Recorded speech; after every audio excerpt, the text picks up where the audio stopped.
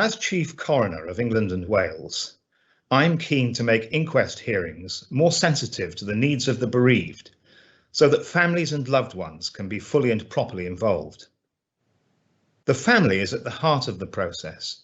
We must never forget that it is their loss we're investigating. That does not, of course, mean that we will not extend every courtesy to other participants.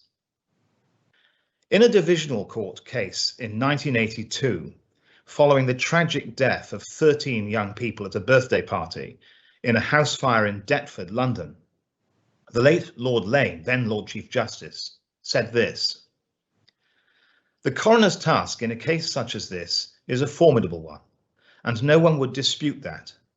That is quite apart from the difficulties which inevitably arise when feelings are running high and the spectators are emotionally involved and vocal. Once again, it should not be forgotten that an inquest is a fact-finding exercise and not a method of apportioning guilt.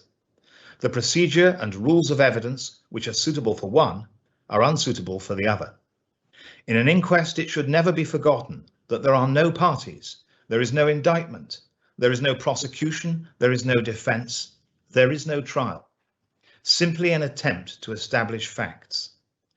It is an inquisitorial process, a process of investigation quite unlike a criminal trial, where the prosecutor accuses and the accused defends, the judge holding the balance or the reins, whichever metaphor one chooses to use." Those words are as true today as they were in 1982. Coroner's proceedings are inquisitorial.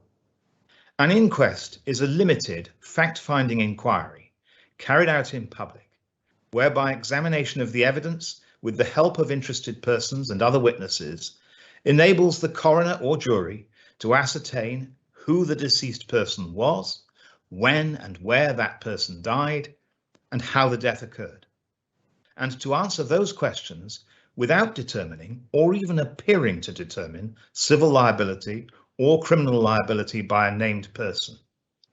The inquest records a formal conclusion as well as the details needed for registration of the death. Bereaved families and loved ones very often attend inquests without lawyers, and as interested persons may themselves contribute to the preparations and the hearing. The style of advocacy a lawyer needs to deploy in an inquest is quite different from the approach in other court proceedings. Since there are no parties, there is no burden of proof, and therefore no case to be put.